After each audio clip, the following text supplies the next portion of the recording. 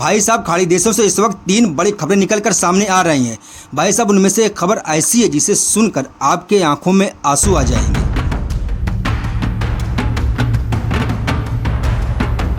The New York Times reported that शुरू करते हैं पहली बड़ी खबर के साथ। भाई साहब, उत्तरी गजा के बेतलहिया में इजरायली हवाई हमले में एक बार फिर मासूमियत की लाशें बिछ गई।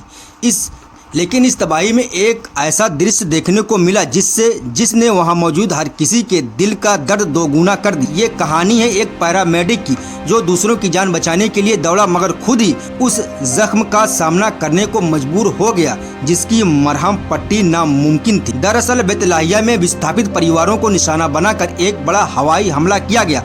अभी तक लाशों की गिनती पूरी नहीं हुई मगर जो मंजर सामने आया है उसने पत्थर दिल को भी पिघला दिया।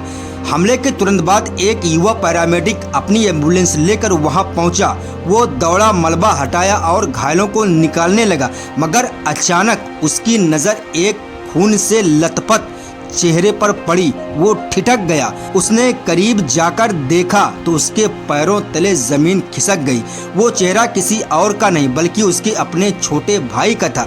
बस फिर क्या था, वो पैरामेडिक जो दूसरों की जान बचाने के लिए आया था अपने भाई की लाश देखकर बेहोश होकर वहीं गिर पड़ा। आसपास मौजूद लोगों ने बताया कि वो पैरामेडिक चीखते हुए भाई के पास दौड़ा लेकिन उसकी चीखें बीच में ही रुक गई, जैसे उसकी आवाज ही खो गई। कुछ देर वो अपने छोटे भाई के साथ लिपट कर रोता रहा। फिर अचानक उसकी आंखें बंद हो गईं और वो गिर पड़ा। लोगों ने उसे उठाया और ठंडे पानी के छींटे देकर होश में लाने की कोशिश की मगर जब वो होश में आया तो उसकी पहली चीख थी, मेरा भाई कहाँ है। ये मंजर बेतलहिया की उस तबाही की एक छोटी सी झलक है जहाँ हर घर कब्रिस्तान बन गया। विस्थापित परिवार सोचते थे कि वे इस इलाके में सुरक्षित हैं मगर इजरायली हवाई हमले ने उनकी ये आस भी छीन ली। अब तक इस हमले में दर्जनों लोगों के मारे जाने की खबर है जिनमें महिलाएं और बुजुर्ग और बच्चे भी शामिल हैं। स्थानीय लोगों का कहना है कि ये कोई पहला मौका नहीं जब पैरामेडिक्स और राहत कर्मी खुद ही अपने परिवारों को खो रहे। गजा में जिस तरह से लगातार बमबारी हो रही है उसमें ना तो कोई बच्चा सुरक्षित है और ना कोई डॉक्टर और ना कोई एम्बुलेंस वाला। हर कोई या तो निशाना है या उसका अपना कोई निशाना बन जाता है। उस पैरामेडिक की बेहोशी और उसकी चीखें आज पूरे गजा की पीड़ा बन गई। दुनिया के सामने एक बार फिर सवाल खड़ा हो गया, आखिर इस खून के बहाव को कब तक देखते रहेंगे। मगर जवाब भी उतना ही खामोश जितना उस पैरामेडिक की बेहोशी के बाद का सन्नाटा। वहीं दूसरी तरफ भाई साहब, लेबनान में इजरायली हमलों ने एक बार फिर मासूम खून बहाया है। रविवार 22 मार्च 2026 को लेबनान के इलाके कासमिया में एक क्षतिग्रस्त पुल के पास जो रिपोर्ट कर रही थी एक पत्रकार समेत कम से कम 5 लोग मारे गए। ये हमला इतना भयानक था कि सच्चाई को बेनकाब करने वाली कलम भी हमेशा के लिए खामोश हो गई। मारे गए पत्रकार का नाम है अमल खलील। वो लेबनानी दैनिक अखबार अल अखबार के लिए काम करती थी। अमल खलील उस वक्त कासिमे में मौजूद थी जब वहाँ एक पुल पर हमला हुआ और वो उस तबाही की रिपोर्टिंग कर रही थी। अचानक एक और इजरायली हमला हुआ और अमल खलील समेत 4 लोग मौके पर ही शहीद हो गए।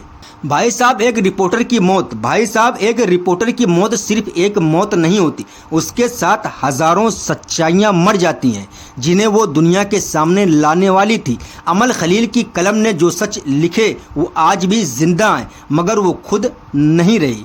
वहीं दूसरी तरफ भाई साहब, अमेरिकी राष्ट्रपति डोनाल्ड ट्रंप एक बार फिर अपने विवादित बयानों की वजह से सुर्खियों में हैं। इस बार उन्होंने अपना निशाना भारत और चीन जैसे दिग्गज देशों को बनाया। ट्रंप ने अपने social media platform truth social पर पोस्ट किए गए एक बेहद तीखे और विवादास्पद पत्र में भारत, चीन और कुछ देशों को नर्क कहकर संबोधित किया। यानी उनके शब्दों में ये देश जहन्नुम है। ये टिप्पणी ऐसे समय में आई है जब अमेरिका में जन्मसिद्ध नागरिकता को लेकर बहस तेज हो गई।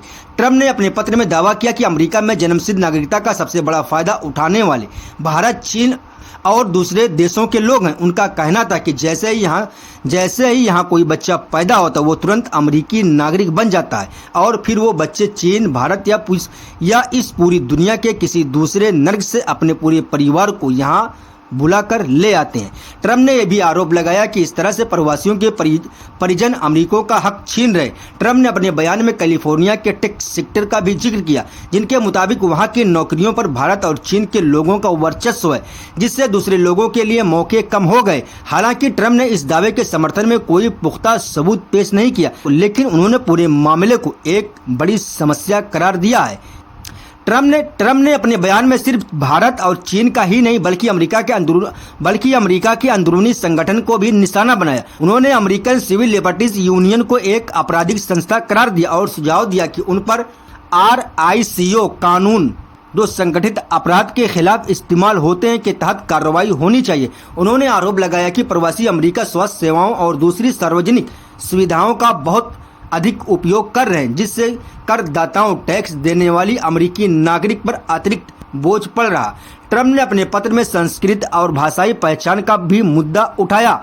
उन्होंने दावा किया कि बड़े पैमाने पर हो रहे आवर्जन से अमेरिका की सांस्कृतिक और भाषाई पहचान पर बुरा असर पड़ा है। उन्होंने चेन माइग्रेशन यानी एक आकर दूसरे कुंबे को बुलाना को अमेरिका के लिए एक बड़ा खतरा बताया। ये बयान ऐसे समय में आया जब अमेरिकी सुप्रीम कोर्ट में जन्मजात नागरिकता को लेकर कानूनी बहस चल रही है।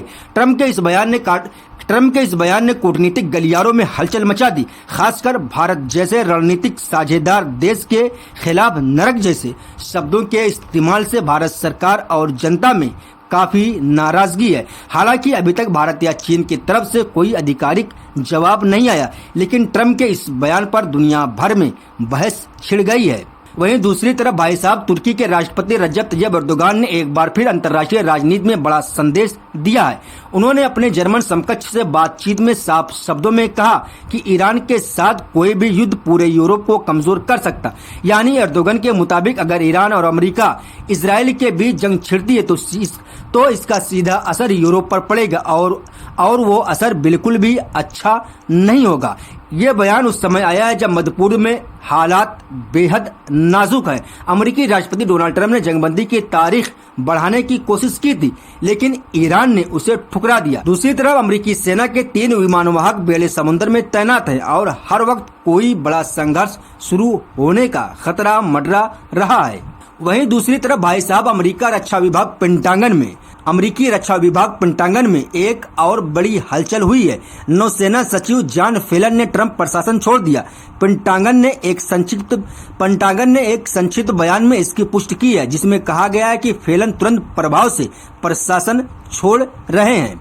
ये घटनाक्रम ऐसे समय में हुआ है जब अमेरिकी नौसेना ईरान के खिलाफ स्ट्रेट ऑफ हॉर्मुज में नाकेबंदी कर रही है और मध्य पूर्व में तनाव चरम पर है। पेंटागन के मुख्य प्रवक्ता शान पार्नेल ने सोशल मीडिया प्लेटफॉर्म एक्स पर पोस्ट करके बताया कि नौसेना सचिव जॉन सी फेलन प्रशासन छोड़ रहे।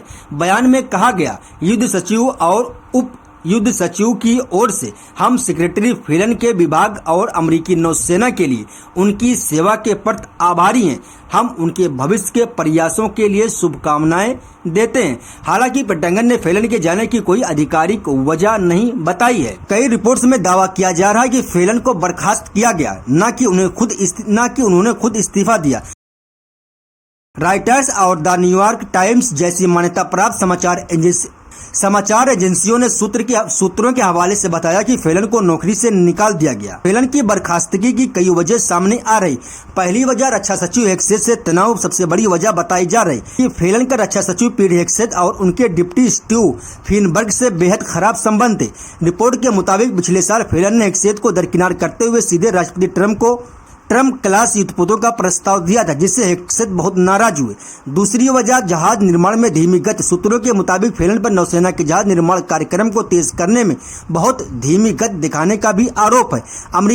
अमेरिका चीन के मुकाबले अपने बेड़े को तेजी से बढ़ाना चाहता है, लेकिन फेलन उस रफ्तार से काम नहीं कर पा रहे थे। तीसरी वजह नैतिकता की जांच। एक सूत्र ने यह भी बताया कि फेलन के कार्यकाल में एक एथिक्स इन्वेस्टिगेशन नैतिकता की जांच चल रही थी, जिसका इस फैसले से कुछ लेना देना हो सकता है। भाई साहब, मैं आपको बता दूं कि जॉन फेलन कोई सैन्य अधिकारी नहीं है। वो एक नागरिक हैं जिनका ताल्लुक निजी इक्विटी के कारोबार से रहा है। उन्होंने हार्वर्ड बिजनेस स्कूल से MBA की डिग्री ली। वो रगर मैनेजमेंट नाम की फर्म के संस्थापक हैं। दिलचस्प बात यह है कि फेलन को पहले कोई सैन्य या रक्षा अनुभव नहीं था। ट्रम्प ने 2024 के चुनाव के बाद उन्हें इस पद पर नामित किया था, जिसे लेकर काफी हैरानी जताई गई थी। फेलन की जगह अब हुंग काओ को एक्टिंग नौसेना सचिव बनाया गया है। हुंग काओ पेशे से 25 साल के नौसेना अनुभवी हैं और वियतनाम से आए शरणार्थी हैं।